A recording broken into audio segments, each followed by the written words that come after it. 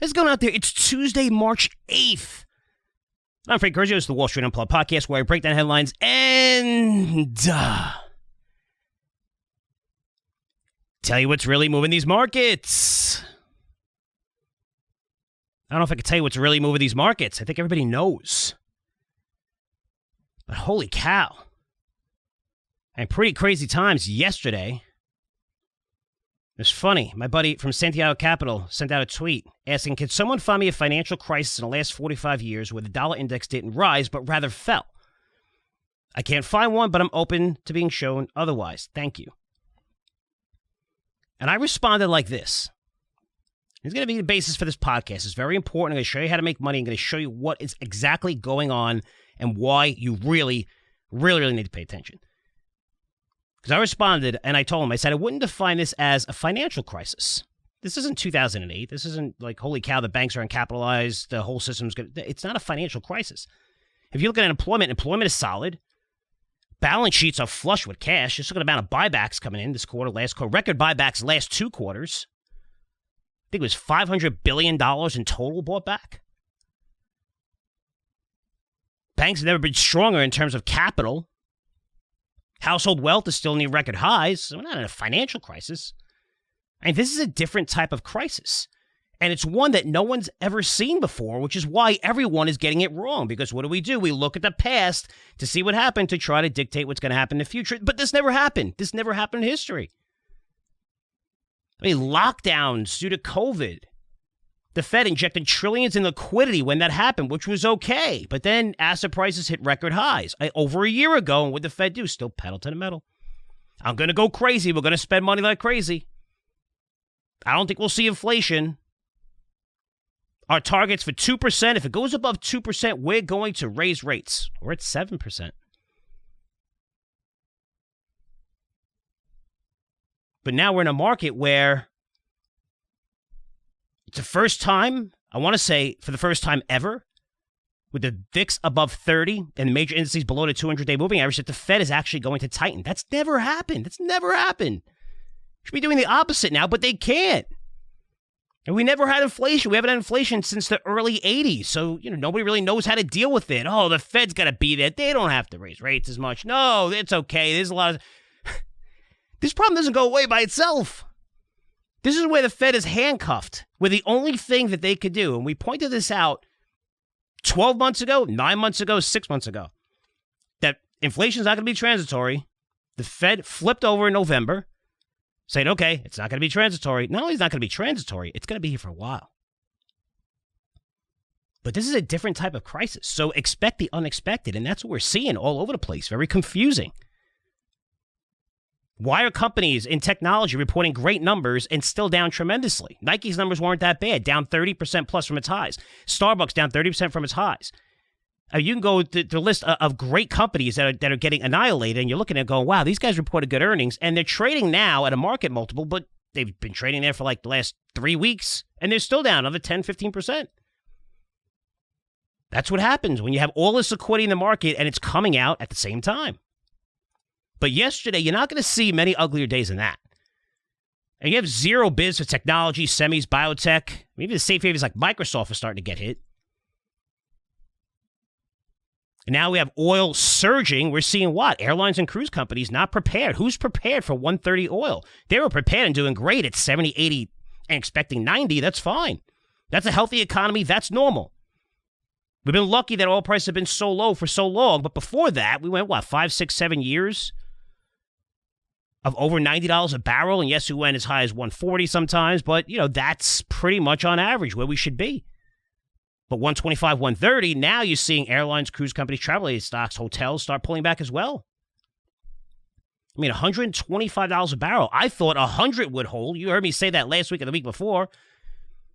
Saying, wow, everyone is kind of long on this trade, but apparently they were hedging themselves because once we broke to 100, I mean, boom, it was gone. It was gone. I mean, it went from 100 to 108 like immediately. But if you need more confirmation why this is happening or how dumb our politicians are, here it is. Yeah, we have Russia, Ukraine. Russia, one of the largest oil producers in the world. But here, what's the solution? Let's place sanctions on Russia, which will result in a massive increase in energy prices, which hurts everyone in the world except for countries where energy is their prime source of economic growth, like Russia, Iran, Venezuela. Many countries that hate us. Let's make them stronger and make us weaker at the same time. Then we have these crazy, insane goals of decreasing our dependence on fossil fuels. So the U.S., even though we have more oil than we know what to do with, are still not able to drill at full capacity. And there's permits there, but they're going to cost. I mean, it's going to cost tremendously with carbon credits and things like that. They were trying to cut back just like the whole world wanted at a time where it's threatening our national security. Things are different. I mean, Europe is in the same boat. They actually did a fantastic job. I mean, super aggressive, reducing the dependence on fossil fuels, renewables. This is why their economies are getting annihilated now as energy prices are insanely out of control. Because even though they switched to those alternative measures, which cost more, not anymore, I'll get to that in a second. But you're looking at Europe still having a ton of dependence, and that's why they've had to push for more renewables on foreign oil, including Russia. So you look at their economies are getting annihilated with energy prices higher and higher, insanely out of control. I mean, you're looking, you could say, well, Russia, it wasn't Russia. I mean, they were in crisis pretty much for a year, 9 months before this even happened. I mean, look at the UK, months before the Russian invasion, when oil was at 70. I mean, it's up 80% plus since then, and 40% plus this year alone. And natural gas prices, well, they're $5 here, which people are like, wow, that's expensive. They're over $100 in the UK. I mean, they were surging before this happened. And now today, our government said, you know what? We're going to take a stand. We're not going to import Russia oil. And it's funny how everyone on both sides, and I don't care what side you're on, this is about your money. Okay, I'm going to go back and forth about stuff, and I'm getting emails, people pissed, the conservative, you're liberal, certain things. I tell it how it is. I don't care. If you're going to get offended, get offended. My job is to help you make money. That's why you listen to this podcast. Try to give you as many facts as I can. But you have people on both sides of the aisle that are applauding this move in hopes Europe is going to follow and do the same thing. So quick note here on stats that you might not be seeing in the media because everyone's happy, high five, and say, wow, we're punishing Russia. In the meantime, I just paid $93 to fill up my truck. I don't even remember paying over $80 in my life. $93. That's how much it costs. And you know how much driving I have to do with my kids. But quick note here. So if you're looking at Russia oil, right, banning it, those imports, that amounts to 3% of U.S. crude oil imports, 3%. But it's only 1% of total crude processed by U.S. refineries. Now, what does that mean? Because you're like, wow, 1%, that's really nothing. You have to look more into it. Because the U.S. refinery part is really interesting. 1%, that's not going to hurt us. Nobody's going to ask why. Well, I'm going to ask why. So the U.S. buys Russian oil in part because they produce a certain type of oil that's able to feed refineries in order to make fuel at top capacities. That's the professional definition. To put simply, it's some of the best oil in the world that's semi-refined already. Where American refineries, what are they used to? They're accustomed to processing thick, sludgy crude from Venezuela, Middle East. It's not like that with Russia. It's a different type of oil that's fantastic. And you see it just in those numbers. You say, well, U.S., just 3% of imports. That's a little number, but that's a pretty big deal in a market where supply is now super tight. And you try saying your margins are going to be lower by 3%. Say that on a call, and your stock's going down 15, 20%. So 3% seems like a tiny number. But we're getting a special type of oil that's really good, that's very refined, before it even gets here. I mean, 3% is not a game changer for us. However, we want Europe to follow suit. Are you crazy? Are you absolutely out of your mind? And what if Europe does follow the U.S. and also bans imports from Russia? I'm going to answer that question for you, actually, because they can't. They can't do it. There's no way that they could do it. Unless they want to immediately destroy their economies. They'll destroy their economies immediately. The damage will be felt for many, many years. Russia, largest energy exporter in the world, the largest energy exporter, supplying the EU with 40% of its gas and 30% of its oil. So you look at Europe, they decided to ban imports, so oil imports. Oil is going to go over $200 in a second. Very, very easily. And we're at 120, 125, where we are today. And that's not a pie in the sky number and just throw, I hate when people just throw out numbers. They just throw out numbers. Oh, the market's got to go down 25%. What's the numbers behind it? I have no numbers. I just think it's going down 20. No, that $200 barrel isn't some number we just pulled out. And Bank of America is forecasting for over $200 a barrel if Russia exports are cut off, which means, and this is based on a shortfall of 5 million barrels a day. 5 million barrels a day, which is a lot. Consider, what is it, 80, 81 million barrels a day consumption? 5 million barrels a day you're pulling from the market? So while politicians are trying to come together globally to stop Putin, they're only destroying their economies while making energy-producing nations much, much stronger. Think about that for a minute. These are all politicians. These are the people that don't know how to run a business, don't know how to do anything. I mean, you could argue what you want about Trump, and you could hate his guts or whatever. The reason why Trump got in is because everybody was sick of the political bullshit. And what happened? We were energy independent, you saw low crime rates, there weren't any wars, nothing like that. Now, when you get politicians in there, it's a different story. Their agenda is a lot different from someone else. I'm not saying that Trump did everything right. He didn't, and he's a buffoon. And again, having him as president with just his personality, again, there's strengths and weaknesses to every single president. And I get it. I get why they hated him. He did everything the best, the greatest. I'm this. Everybody. Black community loves me more. Latin community loves me more. No one did more for them than me. No, I get it. Why you hate him. I get it. But it's just interesting how when you bring an insider in there, it was kind of easy to fix a lot of those problems when politicians, that's not their agenda. So here we are. What's the solution? What's the solution to get oil back down and get economies back running? You know what? There's several that are pretty simple that should satisfy the masses. But of course, politicians are involved. And it's politics. And money trumps national security, your livelihood, my livelihood. And we saw that firsthand during COVID, which you should see, by the way. It's an incredible video. I don't care what side you're on. If you don't believe in facts or whatever and you have your opinion, don't watch it. Because whatever. But if you really look at this, just watch it. It's from Dr. Tess Lawrie to Dr. Andrew Hill, where they produced dozens of studies showing early on how ivermectin considerably reduces death in COVID COVID patients if taken early. And Dr. Hill basically canned it instead of presenting it to the WHO and the CDC, or he probably did show them.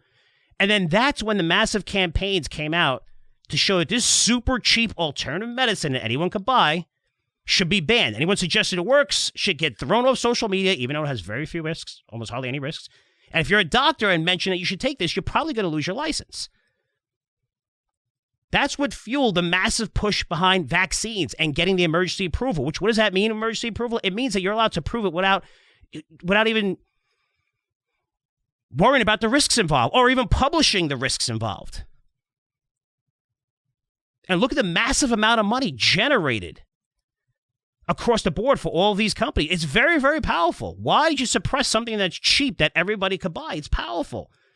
I'm just saying, whatever side you're on or whatever, just watch it. It's kind of amazing. You have tons of doctors saying, here's our data. Here's what we're showing. Here's our studies. And they're going, nope, we don't care. That's what happens. It's not about saving you or helping the country. No, it's their own pockets. That's what politicians are. Come on, you guys have to know that by now. They don't care about you. They really cared about you. I mean, think about it. All the cities would be cleaned up. You'd have more police on the streets. It'd be safer than ever. They don't care about you. Absolutely not. Anyway, so in the U.S., we could easily increase production. When we start producing enough oil, not just satisfy our energy needs, which we were doing a few years ago, but we make an absolute fortune exporting our oil and natural gas to Europe. This is going to make us incredibly, incredibly, incredibly powerful compared to the rest of the world. Incredibly powerful. And for the climate change crazies, I think the world's going to end in a few years unless we do something today, which, again, we were told by Al Gore over a decade ago, which, he's now close to a billionaire from the money he generated from carbon credits off his initiatives and owned a whole bunch of houses, even on the coastline. Again, we're supposed to be underwater right now. I'm not against climate change, but not to the point where it's a threat to our national security, where now, look at our economy, look at what people are paying for oil, look how much control other countries have over us, simply based because of laws that it's not that we used to be totally dependent on Saudi Arabia, on OPEC. It wasn't a case with our new technology. We have the energy here. Whoever has the energy controls the world. That's it. It's that simple. Forget about technology. Technology, what's it fueled on? It's fueled on electricity. Whoever controls the energy like you're seeing with Russia. The whole entire world's against Russia now, and nobody can do a thing to stop them from invading Ukraine. Think about that. Can't do a thing. But how about this? How about we drastically increase production, and we use the tens of billions of profits from oil to funnel into alternative energy projects? Doesn't that make sense? That's an easy, quick solution. But we know that's not going to happen because politics are involved. Instead, we're looking at countries like Iran, Venezuela to increase oil output as we beg them. Increase. I'm not sure if you've been to those areas lately, and it's probably a reason why, because you probably get kidnapped as an American. I do have friends in both areas, but still, these are countries that are not friendly with the U.S. Why would we do that instead of not increasing oil here? Second option, open all uranium plants again. It's the safest, cheapest, most cleanest 24-hour baseload power. 24-hour baseload is important. Solar, you need the sun. Wind, you need the wind to blow. This is 24/7. Baseload power all the time. That's still super cheap. And closing uranium plants is also about politics. There's a massive agenda and tons of lobbying dollars, which is bribes, being paid to politicians to shut this great form of energy off. But now, again, national security, crisis mode, oil prices, higher and higher and higher. It's insane. But you even had Elon Musk come out this week. Elon Musk, EVs, climate guy, owns the largest EV company on the planet. So what he's saying here did not support his agenda. And he goes, hopefully it's now extremely obvious that Europe should restart dormant nuclear power stations and increase power output of existing ones. This is critical to national and international security. Also, nuclear is vastly better for global warming than burning hydrocarbons for energy. And for those who mistakenly, as in parentheses, I'm quoting him here, think that this is a radiation risk, pick what you think is the worst location. I will travel there and eat locally grown food on TV. I did this in Japan many years ago, shortly after Fukushima. Radiation risk is much, much lower than most people believe. Why aren't you opening up nuclear plants? Why? Safe, 24-hour baseload, cheap, climate friendly. Why? Why not? What are you worried about? Politics. So nuclear is an easy option. Yet, what are we seeing from Europe? They're thinking about it, but not yet. Instead, turning to coal again to make up the difference in low oil and gas supply. Coal, a form of energy that's death to everyone. Coal. Fire everyone. Coal. You have coal. Everybody dies. Coal, no way. You can't have coal ever, right? To where the U.S. is in the process of closing 75 coal-fired plants due to new regulation passed by the EPA, which we all know is the most corrupt government organization in the world. I really wish that they were for climate change, but they're not. They're full of shit. Trust me, I've seen projects that they closed down that have nothing to do with climate change. That's another day, another rant, okay? Germany is considered going back to coal. France is, but listen to this. You have Portugal, you have the UK, Greece, Hungary, Denmark. All said, we're done with coal. No way. It's bad for the environment. We are done with coal. That's it. No more coal. Which is kind of ironic if you think about it. Since they now import a shitload of coal from Russia, which is 87%, from 87% in Poland to 44% in Spain. Everybody else is in between. That's how much they import coal. That's how much as a percentage. So I guess gold, if you're looking at coal being produced in Russia, it doesn't hurt the planet as much as coal being produced in other countries, right? I guess that's the case. I don't know. Why? Why not produce it on your own soil? No, we're going to get it from Russia. We want to save the planet, but we're going to get it from someplace else. You gotta love this shit. You can't make it up. I mean, this is our politicians. This is what they're talking about. So nuclear seems much better than coal, but coal is also a temporary option since, we're talking about national security right now, which should trump climate change, which it's not right now. It's unbelievable. Even though everyone's paying higher prices, economies are going to shambles. We're seeing it. It's going to get worse. How about another solution? A solution that I think you heard of. I'm pretty sure you heard of this solution. I'm not too sure if you did or not. Yes, I'm being super sarcastic with New York. How about natural gas? When did natural gas become so hated by environmentalists? It's responsible for reducing more carbon emissions than solar and wind over the past few years. For example, in Europe, emissions in 2018, latest figures available, were 23% below 1990 levels. In the U.S., emissions fell 15% from 2005 to 2016. This was mostly due to more natural gas usage. Again, this is political. Nobody cares about facts, data, numbers, just like they didn't care about numbers during COVID. Just close everything. Keep kids out of school for a year. Make them wear masks. This is what we're going to do, no matter what the data showed. But those who truly believe, if you're a climate change fan and you're like, way out there, which is fine. You could believe whatever you want to believe. It's America's free country. Believe whatever. But if you're really way out there and truly believe that we can achieve 100% renewables in the U.S. one day, maybe in 10 years, 20 years, I'll give you 50 years. There's something that you should know if that happens in the U.S. It's going to require using 50% of all the land in the U.S. to make this happen. So you're probably not going to live anywhere. You're going to be living on a park bench someplace if there's any park benches available, which is cool, but the planet's going to be saved. You think the planet's going to be saved. You really don't know. You think. That's a stat you're not going to hear from the EPA ever. But that's what 100% renewables does. That's okay. Nobody wants to ask questions, right? We just say, hey, this sounds like a good idea. Let's do it. Let's put a lot of money into it. You're going to make money. Doesn't matter. We have a blank check. We're governments. We could print money forever. Who cares? Who gives a shit, right? We just print money.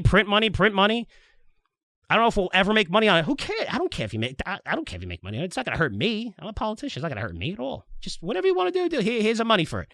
Sounds good. Wait, these people want it. Am I going to get their votes? Okay, let me throw money at it. That's a political landscape.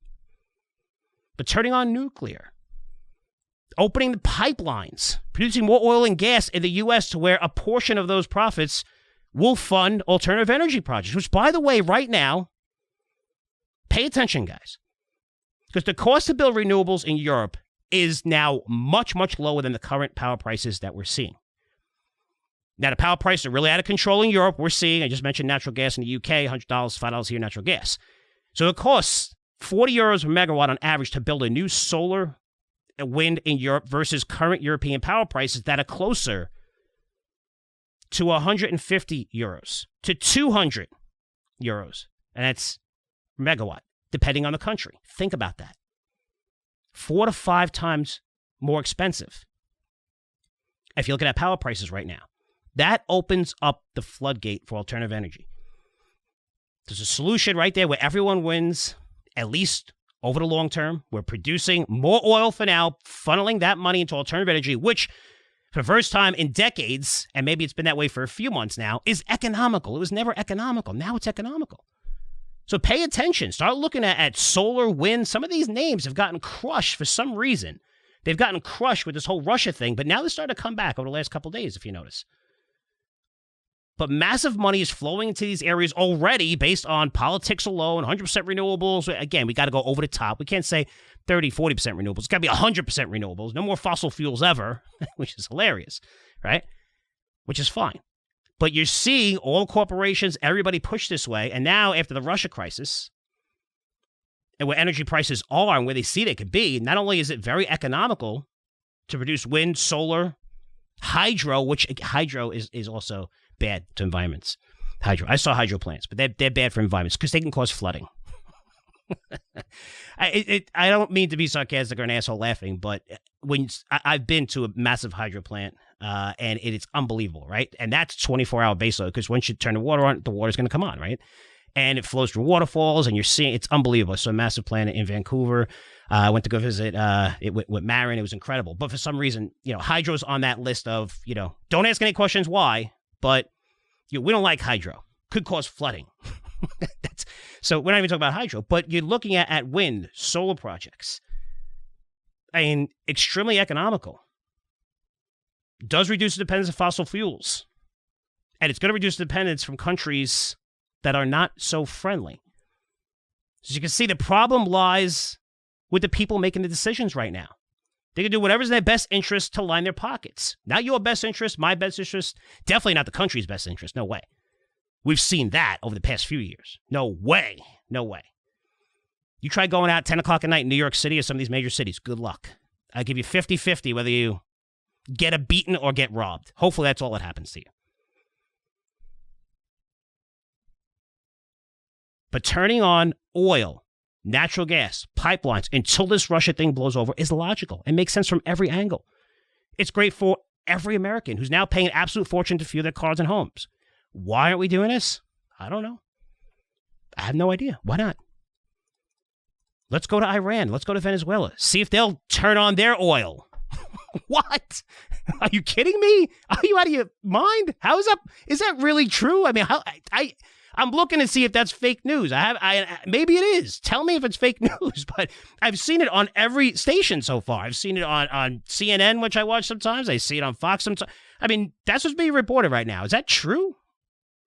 Remember, you've been to these countries. Holy cow. That's a better solution than turning on the faucet here with oil? Because we see the problem right in front of us. We can make a number of decisions, but the option our politicians want, even U.S. and Europe, is to cut off Russia oil exports, which is going to do what? In America, just now as I'm reporting and doing this podcast, it was announced this morning, for the U.S., cut off Russia imports. But what is that going to do? It's going to make oil prices absolutely surge even further, which we saw Monday morning when they were suggesting this before they actually did it on Tuesday, today.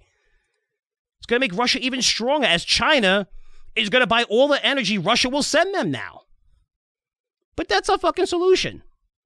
That's what our politicians believe on both sides is the answer.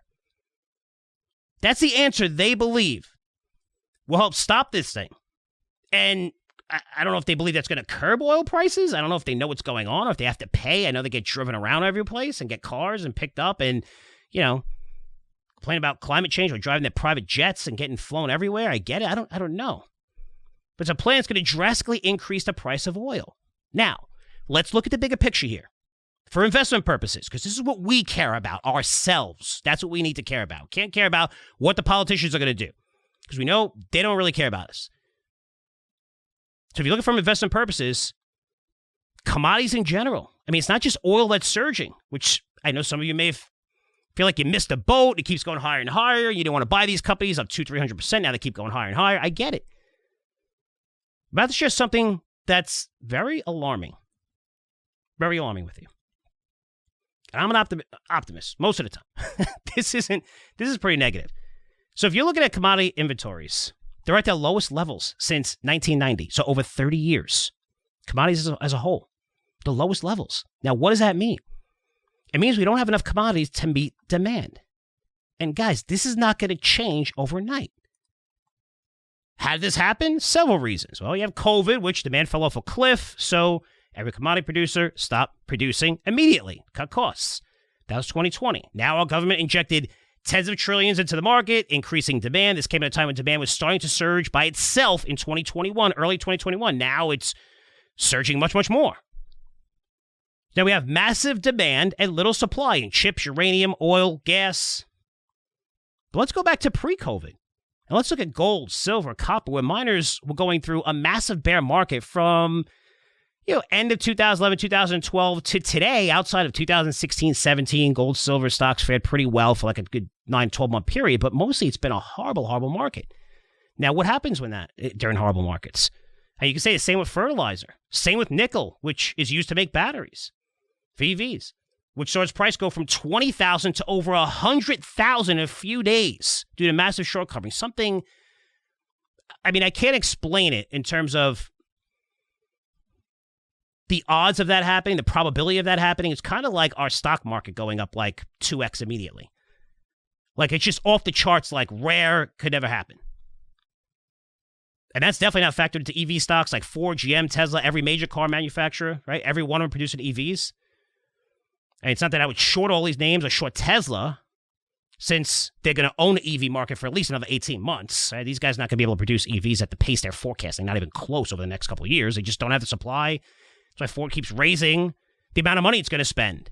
Went from $22 billion 18 months ago to $30 billion 6 months ago. Now it's $50 billion we're going to spend. Why do you keep upping that number? Why? Because you don't have the supplies in place. You don't even know where you're going to get them.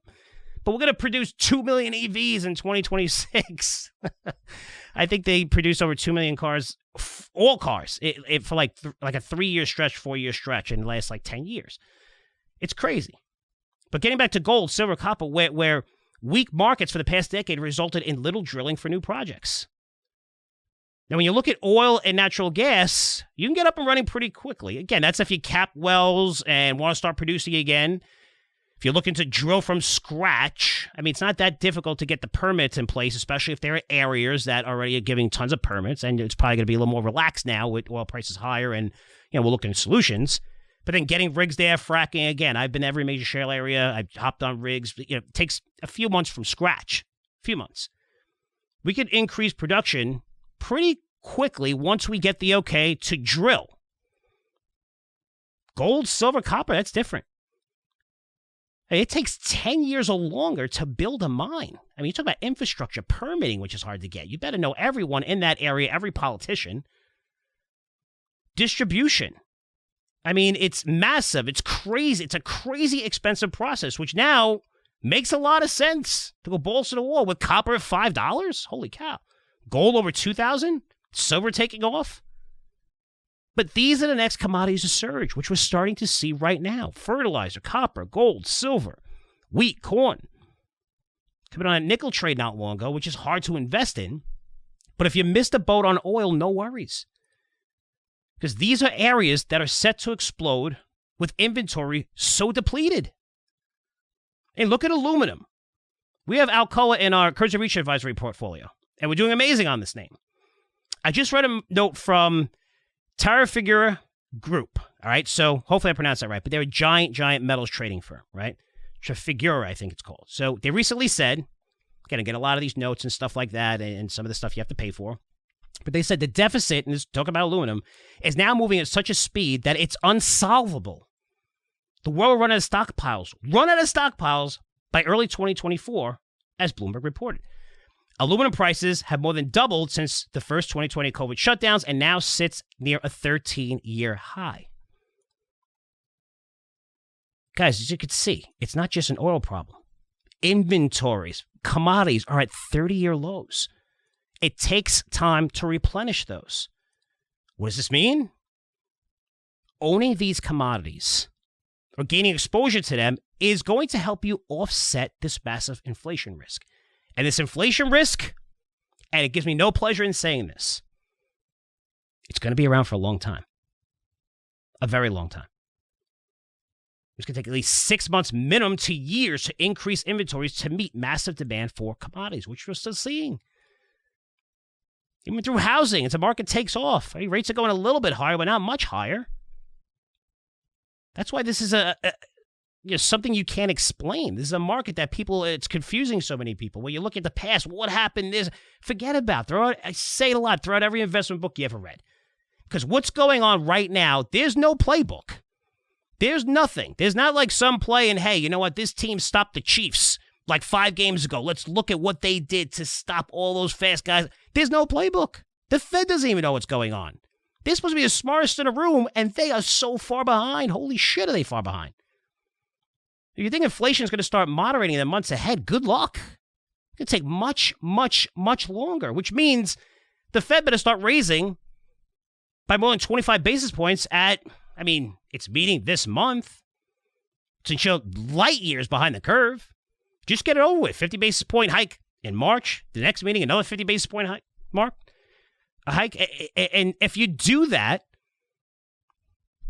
it's going to significantly lower that uncertainty and that inflationary risk.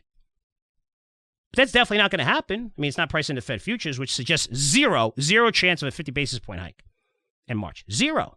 It's going to be 25 basis. I mean, Powell actually said it's going to be 25 basis when he testified in Congress last week. So yes, this is going to be painful. But we're talking about short-term pain if the Fed raised aggressively, maybe 12 months or so, compared to a long, drawn-out inflationary trend that lasts for many, many years, which would be absolutely terrible for the markets because it's going to create massive uncertainty to where the Fed continues to be behind the curve when it comes to tightening, and you're not going to know what they're going to do. They're going to do the same thing. 50 basis. We got to get aggressive. That you said in November. Now this crisis came along. You're like, well, let's go easy. You can't afford to go easy. It's inflation. You have no choice. You're handcuffed. You have no choice. Should have been raising rates over a year ago. And we hit all-time highs in every asset class in January, February. 2021, a year later. You whatever. Let's not talk about what you did. Let's talk about how you solve it. You solve it by raising rates, creating more certainty. Otherwise, what's the next? You think Russia And Ukraine is the last of the major events that's going to disrupt the markets over the next 2 years? Are you crazy? China, Taiwan, which I don't think will ever happen, just because we can't do anything about Russia. We don't import anything, whatever. And they know that. China, we could end them if we wanted to. We could just stop buying stuff and buy it every place else and destroy their economy.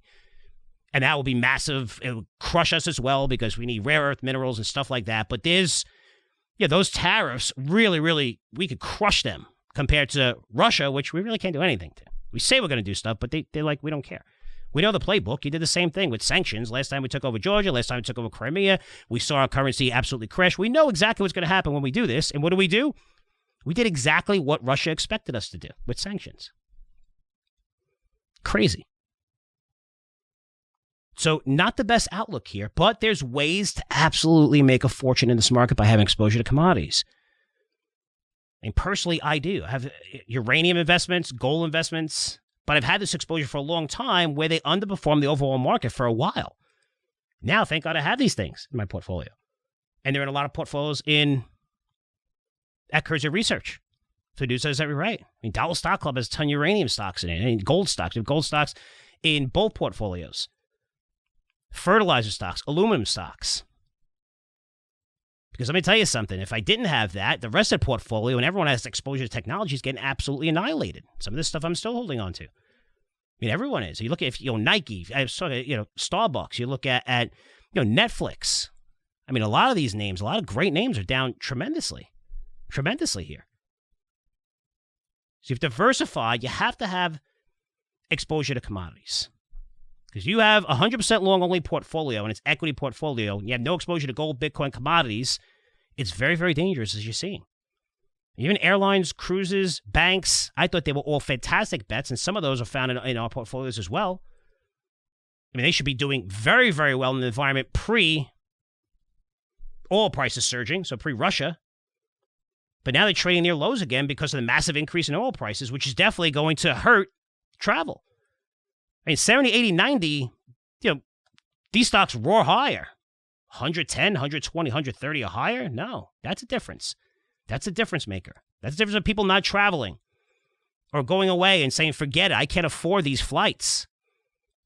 The rent-a-cars, I can't afford it right now. Let's just wait. Let's do something else.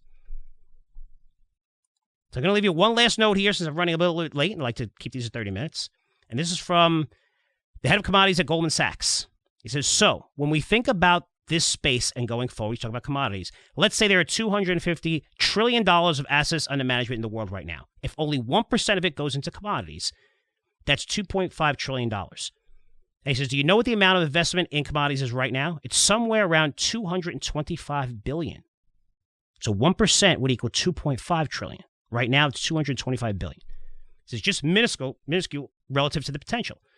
So I would tend to think a large portion of these asset managers around the world, a lot of these guys are getting crushed, are going to have to turn to physical goods, physical commodities as a way to hedge that kind of risk as we start to look out further and the risks associated with decarbonization. And I'd also throw inflation there. That's very powerful.